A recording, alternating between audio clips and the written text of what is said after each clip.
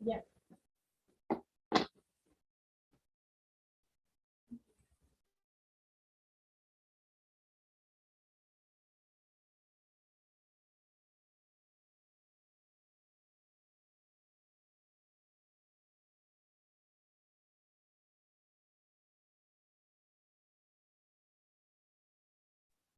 Iniciamos. Muy buenas tardes a todos los participantes. Los saludamos desde el Ministerio de Salud, desde la Dirección de Infosalud, de la Dirección General de Telesalud, Referencia y Urgencia. Hoy, jueves 25 de agosto, tengo el agrado de presentar la telecapacitación, correcto registro GIS y fuga de las actividades de telemedicina. Estará a cargo del doctor José Raúl Collantes Schmidt, coordinador de Telesalud del Hospital Nacional 2 de Mayo del Ministerio de Salud. Antes de dar inicio a esta importante telecapacitación, les recordamos a todos los participantes que pueden realizar sus preguntas a través del chat, tanto de la plataforma Zoom como del canal de YouTube Telesalud Minsa Telecapacitaciones, donde estamos transmitiendo en vivo. Bienvenido, doctor José Collantes. Es un gusto contar con usted el día de hoy. Quedamos atentos a su presentación. Adelante. Buenos días, muchas gracias. Vamos a empezar con la presentación. Esta actualización nos fue dada a los coordinadores de telesalud de los distintos hospitales a fin de mantener un adecuado registro de las actividades. La telemedicina, si bien es cierto, ha existido hace ya como iniciativa más de 10 años que viene formándose, durante la pandemia cobró bastante importancia. Entonces, necesitamos conocer cómo es la normativa actual, ¿no? Identificar cuáles son las normas o las reglas que están vigentes, cómo aplicar la telemedicina o qué actividades de telemedicina existen y cómo es el adecuado registro para estas actividades. ¿Qué pasa? De que hay muchos esfuerzos que se están realizando para implementar mejoras en la telemedicina y la única forma de conocer si estas mejoras están surtiendo el efecto deseado o qué tipo de iniciativas tenemos que realizar es llevando un adecuado control. Y para eso el registro es esencial. La Dirección de Telesalud como tal existe, ya está conformada, ¿no? El Decreto Supremo 008 del 2017 conforma a la Dirección de Telesalud y le da cierta autonomía. La reglamentación bajo la cual nos regimos hoy en día para lo que es telesalud inicia en el 2016 con la Ley Marco de Telesalud y más adelante se realizan una serie de modificaciones. Una de las más importantes es en el 2020, con motivo de la pandemia, en la cual se fortalecen estos alcances de la telemedicina y se establece un plan nacional hasta el 2023, que es bajo el cual nosotros nos regimos actualmente. Entonces, la telesalud, ¿en qué consiste? Sí, consiste en prestar estas atenciones por parte de los profesionales de la salud con el uso de la tecnología y hacerlo accesible a la población. La telesalud incluye no solamente las atenciones de telemedicina, que es con lo que la mayoría está familiarizado, por ejemplo, en nuestro hospital, sino también incluye otras actividades que a veces desconocemos, por ejemplo, el uso de la telegestión, telecapacitación, que es, por ejemplo, lo que estamos realizando ahorita en este momento, y las tele-IEC, que viene a ser básicamente la parte de educación hacia la población. Entonces, estas actividades se coordinan por medio de la Red Nacional de Telesalud. Esta red igualmente está conformada y oficializada con un decreto legislativo del 1490. Y esta red, a la actualidad, incluye 2.869 I3 a nivel nacional. Como ven acá en este mapa, estamos hablando de un alcance a todos los departamentos de nuestro país. Y no solamente estamos hablando de establecimientos del Ministerio del MINSA, estamos hablando también de institutos que pertenecen al Ejército Peruano, ¿no? Al Sistema Metropolitano de la Solidaridad, a la Marina de Guerra del Perú, e incluso institutos penitenciarios también. Entonces va más allá de solamente el MINSA como tal, y trata de conformar y agrupar múltiples instituciones de salud. Ahora, sobre los formatos que nosotros usamos para estas actividades acá en nuestro hospital, eh, básicamente realizamos 4 tipos de atenciones de telemedicina: las teleinterconsultas, las teleconsultas, la teleorientación y el telemonitoreo. Acá, como ven en este gráfico, estamos diferenciando un poquito la teleinterconsulta con un color más claro. ¿Por qué? Porque la teleinterconsulta tiene una peculiaridad.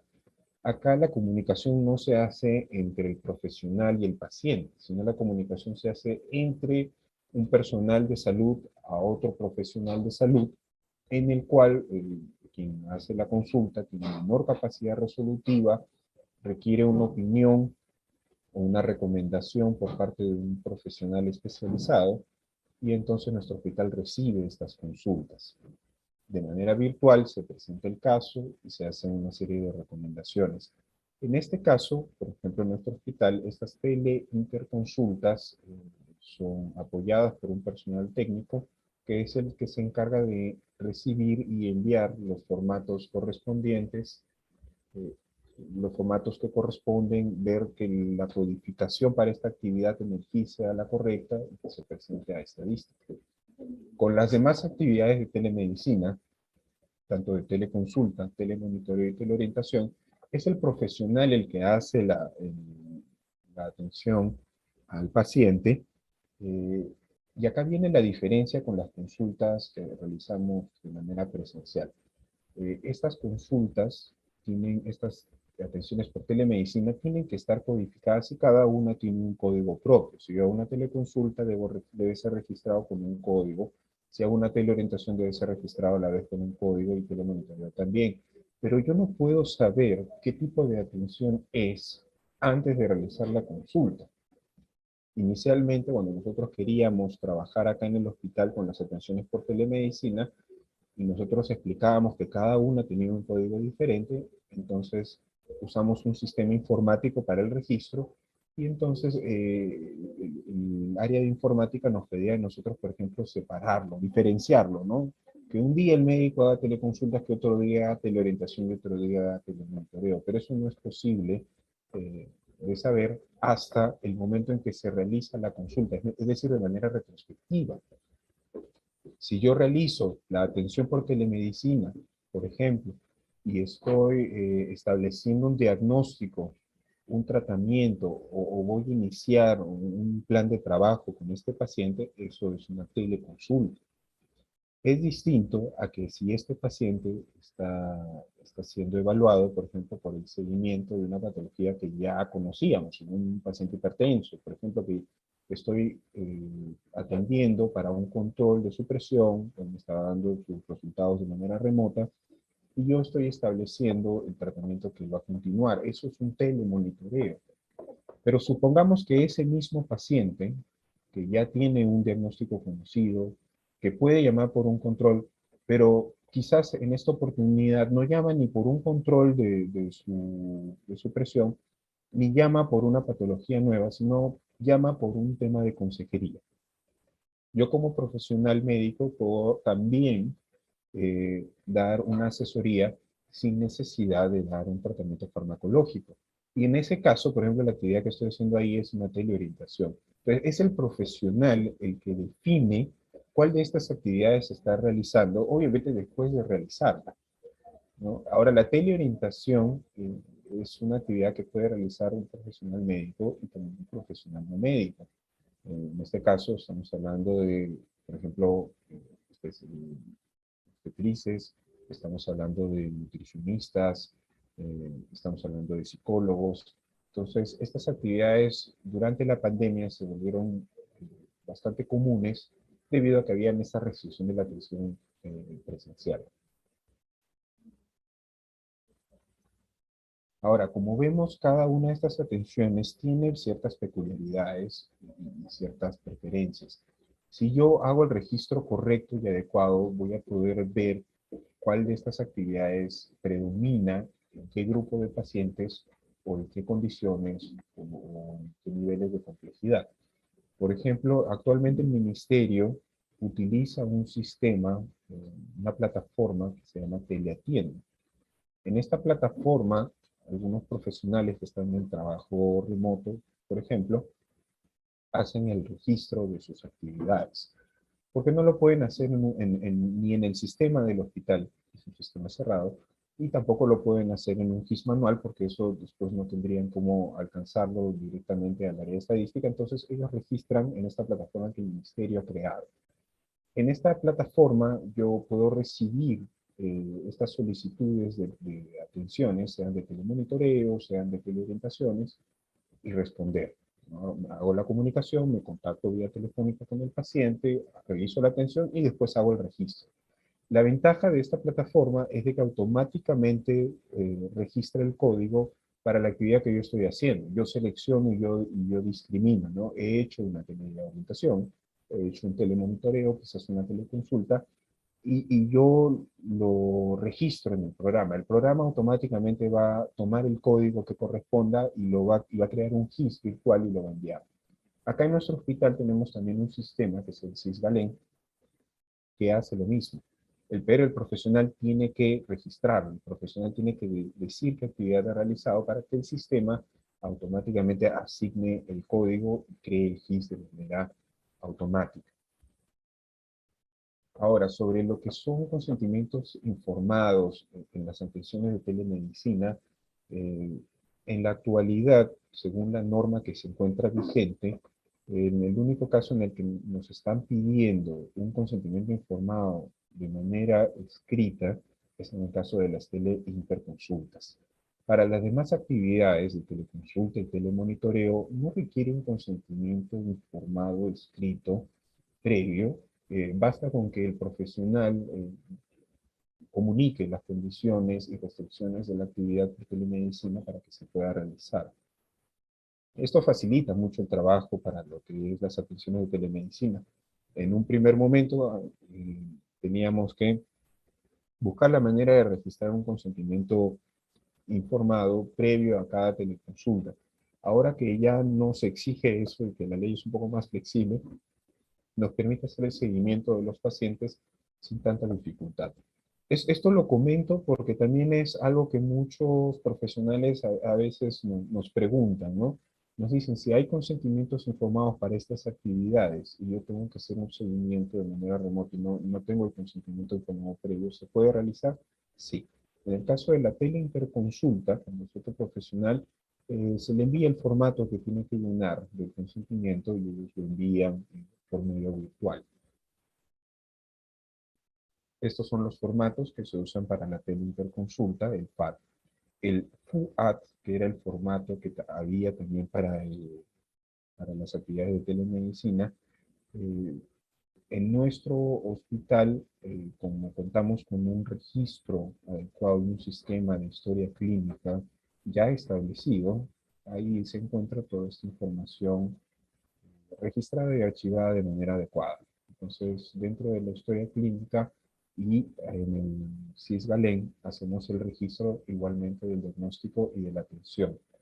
Entonces, el registro de la atención en el CIS-Galén garantiza que yo voy a tener una constancia no solamente de la atención programada, porque esa atención se registra igualmente en el sistema al momento de programar la cita del paciente para telemedicina, sino también de la realización de esta atención. Entonces, esta parte nosotros pedimos y siempre recalcamos a nuestros profesionales médicos, eh, debe registrarse toda atención realizada en el sistema. El sistema, dentro de los códigos CPT, para codificarlos, el tipo de atención, yo puedo ahí registrar si la atención que estoy realizando es una teleconsulta, un telemonitoreo, una teleorientación. Con ese registro adecuado, yo estoy asegurando de que más tarde, cuando esta información llegue al área de estadística, va a poder ser registrada y enviada de manera correcta al ministerio y ellos van a poder saber cuál es la incidencia o prevalencia de estas atenciones en conjunto. Con el adecuado registro y la adecuada información, nosotros vamos a poder tomar acción, ¿no? ¿Qué pasaría, por ejemplo, si es que yo no registro esta información o esta atención, pongo el diagnóstico en el sistema, pero me olvido o no registro la actividad que yo he realizado. Puede pasar una de dos cosas, ¿no? Simplemente si no existe el registro, entonces puede que la actividad ni siquiera sea considerada como una atención de telemedicina y todos los esfuerzos que se han hecho para coordinar ese tipo de atención van a ser en vano, porque muchos van a decir no se están realizando. O puede que al momento de registrar la actividad se asuma una actividad que no se realizó, ¿no? Por ejemplo, si yo veo que el médico está programado para atenciones de telemedicina, yo puedo codificarlo como una teleconsulta, pero puede que el médico haya tenido la intención de realizar un telemonitoreo o que al momento de realizar la atención el médico se haya dado cuenta que esta actividad es una teleorientación, por ejemplo. Y en ese caso, ahí radica la diferencia, ¿no? Si el profesional no registra adecuadamente esa actividad, eh, el área de estadística no va a tener forma de saber qué actividades se están realizando o si se están realizando, ¿no? Puede que estos registros entonces den una falsa impresión de que se realizan o no se realizan ciertas actividades. Acá vemos que los datos del FUAT, del formato para las atenciones de telemedicina, son datos que figuran normalmente en la historia clínica. Tanto el diagnóstico como los motivos de la consulta y los datos del médico tratante. Esta información se puede registrar en el sistema del SISGALEN en nuestro hospital. Eso significa que los profesionales médicos que realizan las atenciones por telemedicina acá en el hospital cuentan con el sistema para poder registrar las atenciones de manera correcta. Contamos con un sistema de archivos de historia clínica en el que también se garantiza entonces de que las atenciones van a ser registradas adecuadamente. Algo que todavía está pendiente es el tema de la historia clínica electrónica como tal.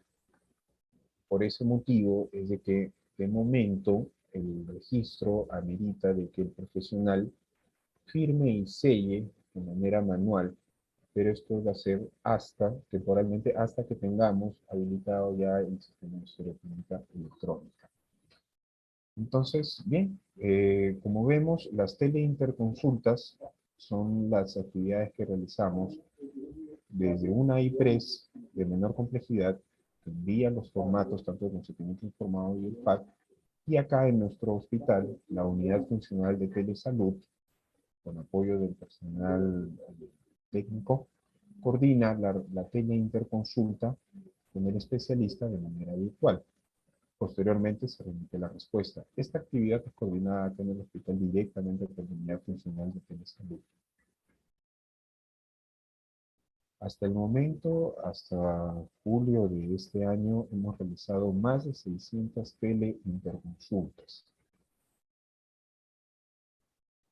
En lo que respecta a las teleconsultas, también igualmente estamos realizando teleconsultas, actividades de teleconsulta, de telemonitoreo y de teleorientación a través del Departamento de Consulta Externa. Y estas actividades son las que deben ser registradas, ¿no?, directamente en el sistema SISGALEN. En casos muy excepcionales, si es que no se tiene acceso al SISGALEN, igual es importante el registro en el GIS. Y para eso, justamente la capacitación era para dar prioridad a dos cosas principalmente. Primera, que el médico sea consciente de que las actividades que se realizan por telemedicina tienen un código que debe ser registrado. Puedo registrarlo a través del SISGALEN, puedo registrarlo si por algún motivo no tengo acceso al sistema de manera manual en el GIS, pero acompañado siempre del código correspondiente. Estos son los códigos para los registros de las actividades de telemedicina. Como vemos, cada una de ellas tiene un código diferente, ¿no? Por ejemplo, los códigos para lo que es teleorientación, que terminan en .08, difieren de los códigos de telemonitoreo que terminan en .10, a la vez diferente a las teleconsultas cuyo código termina en .01. Todos comparten la misma raíz, que es el 99499, que es el código general para lo que es telemedicina, pero vemos que estas actividades están diferenciadas. Hay otras actividades, parte de los ejes de telesalud, que también se realizan. Por ejemplo, lo que es el apoyo diagnóstico para imágenes, y vemos que también estos tienen sus propios códigos. Probablemente en algunos hospitales o establecimientos de salud que trabajan con teleapoyo al diagnóstico, también deban considerar estos registros, estos códigos para los registros correspondientes. Ahorita en esta capacitación, la intención es de que seamos conscientes de que existen estos códigos y deben ser registrados en el GIS. La gran ventaja de tener el sistema informatizado, por ejemplo, sea el SISGAL, o sea Teleatiendo, es que yo tengo la opción de poder registrarlo y que el sistema automáticamente va a crear un GIS de manera virtual con el código y el registro correcto.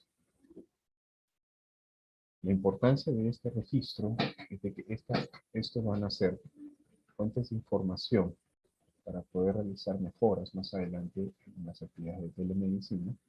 Nos va a permitir ver si estamos cumpliendo con los indicadores que el Ministerio ha propuesto, y además es una evidencia de estas actividades que se están realizando de telemedicina. Todo esto en aras a tomar decisiones.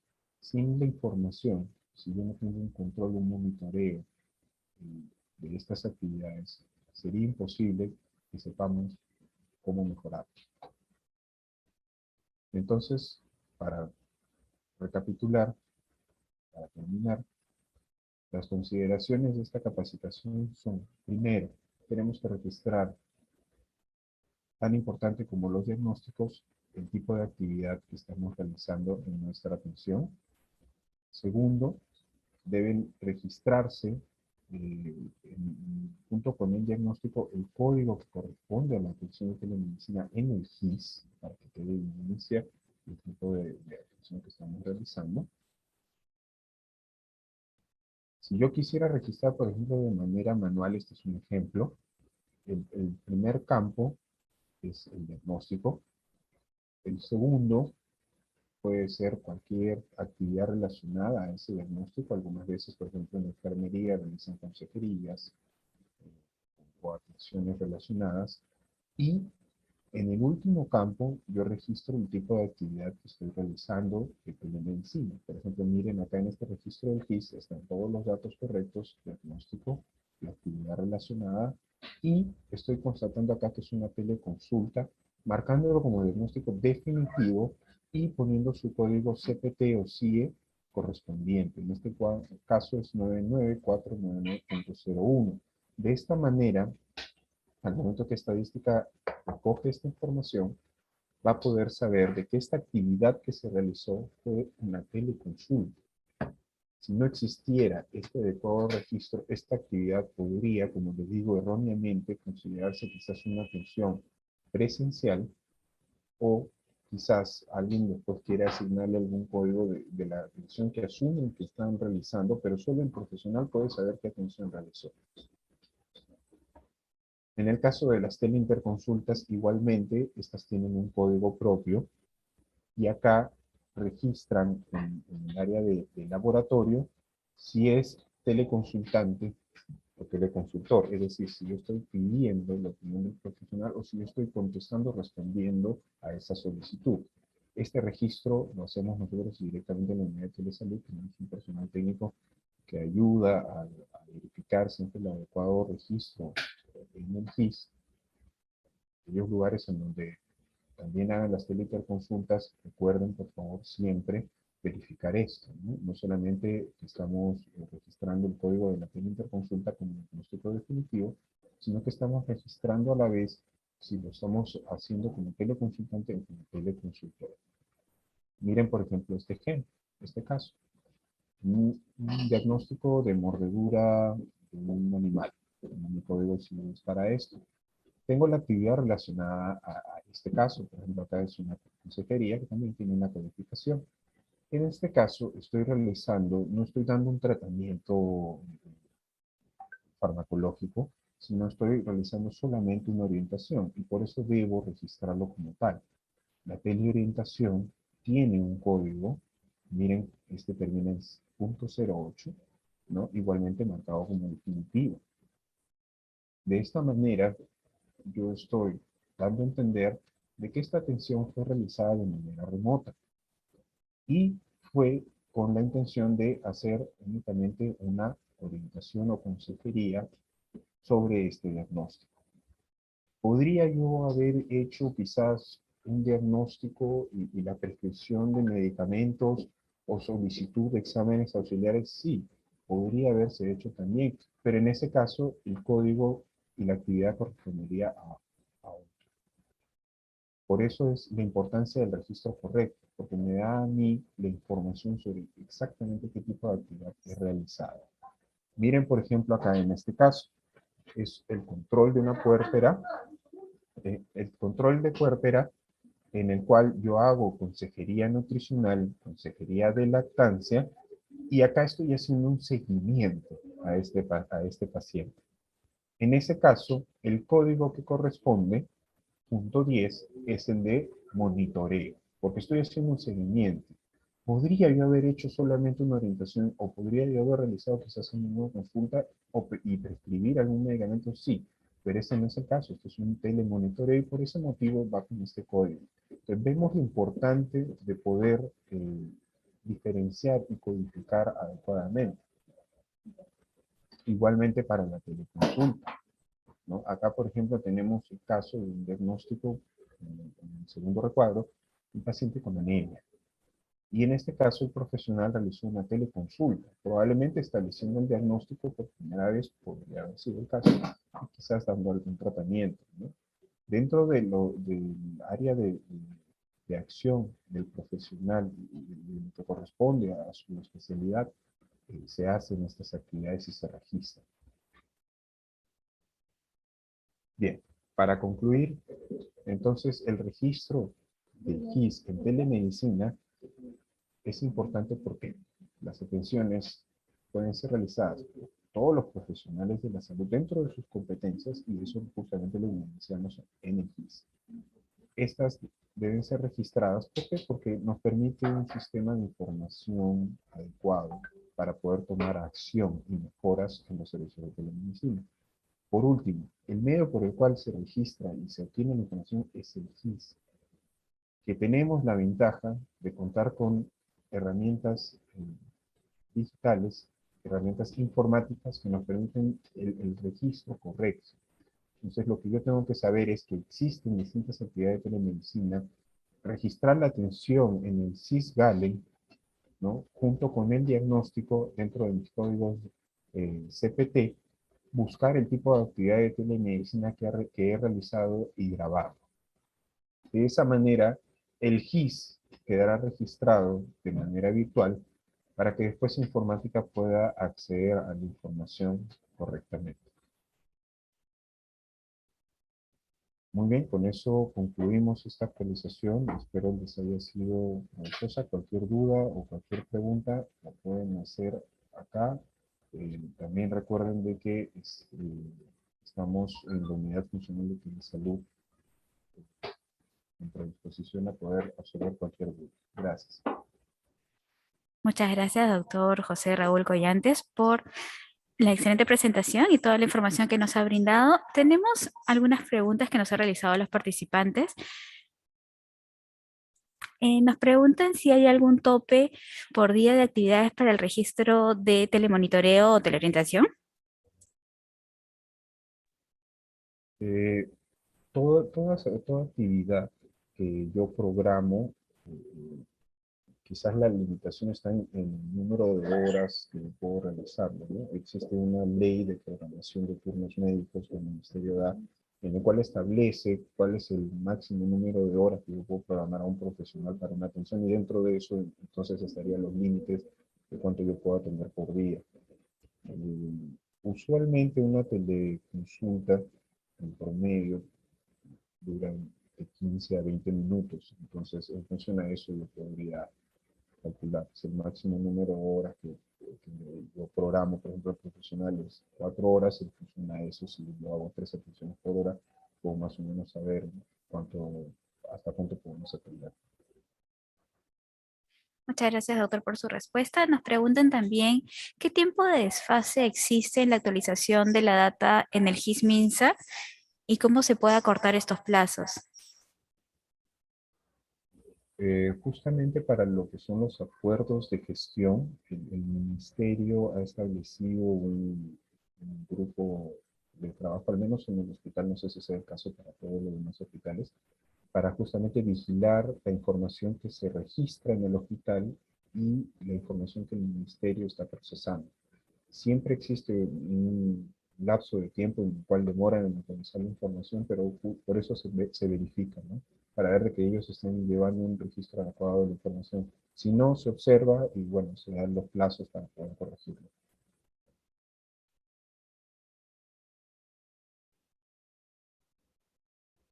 Muchas gracias, doctor, por su respuesta. Nos preguntan también qué tan importante es el correcto llenado del campo lab en el GIS-MINSA de las interconsultas para definir si la IPRES es teleconsultante o teleconsultor. Eh, bueno, justamente el poder registrar en el lab, en la teleinterconsulta como teleconsultante o teleconsultor, nos va a poder a nosotros definir si mi establecimiento está realizando más consultas o está respondiendo más consultas. ¿Dónde está la importancia en eso? En el nivel de complejidad. Si yo soy una institución o un hospital de alta complejidad, se espera de que yo realice más teleinterconsultas como teleconsultor. Y el ministerio mide eso, justamente los acuerdos de gestión de este año es en función a eso, ¿no? A cuántas teleinterconsultas yo realizo. Y si yo soy un centro de alta complejidad, se espera que sean como teleconsultor. De ahí la importancia de registrarlo bien. Si no lo registro bien, ellos no van a poder decir si yo estoy respondiendo más teleinterconsulta o yo estoy realizando más teleinterconsulta. Por eso es importante. Muchas gracias, doctor, por la respuesta. Nos preguntan también en cuanto al GIS, si se sigue registrando o entregando el GIS en físico o solo con el registro de Teleatiendo es suficiente. Para aquellos que hagan teleatiendo, el sistema teleatiendo, como nos han explicado a nosotros en la dirección de telemedicina, ya crea directamente el registro del GIS, crea un GIS virtual, o sea, basta con que yo ingrese el diagnóstico y el tipo de atención, el sistema automáticamente genera un GIS virtual y lo envía a través del GIS Web MINSA, o sea, ya no tendría caso hacer un nuevo registro, ¿no? El sistema es automático. Muchas gracias, doctor, por la aclaración. Nos preguntan también, para el caso de los coordinadores de IPRES, si ellos tienen acceso a ver los GIS realizados de su personal. Sí, aquellos que tengan el acceso como coordinador, me imagino que están preguntando por el teleatiende, ¿verdad? Me imagino que sí. Entonces, aquellos que tengan el usuario como coordinador, tienen acceso a descargar los keys realizados por los profesionales en teleatiende. Muchas gracias, doctor José Raúl Goyantes, coordinador de Telesalud del Hospital Nacional 2 de Mayo del Ministerio de Salud. Doctor, ¿tendría algunas recomendaciones finales para todos los participantes? Bueno, como recomendación general es siempre conversen con las personas que están a cargo del área de telesalud si es que tienen alguna duda. Muchas de estos pequeños actualizaciones a veces pasan desapercibidas, muchos no las conocen. Si hay alguna duda, siempre pregunten, consulten. El registro adecuado de las actividades es muy, muy importante. Gracias. Felicitaciones y muchas gracias nuevamente, doctor José Raúl Collantes, por acompañarnos el día de hoy y compartir esta importante información que permite fortalecer las capacidades del personal. Muchas gracias. Muchas gracias. Agradecemos también al equipo de Telesalud del Hospital Nacional 2 de Mayo por la articulación y desarrollo de este proyecto de telecapacitación. Muchas gracias también a todos los participantes por la atención prestada. Esta telecapacitación la podrán volver a visualizar en nuestro canal de YouTube Telesalud Minsa Telecapacitaciones. Los invitamos a suscribirse y compartir esta valiosa información. Muchas gracias, muy buenas tardes.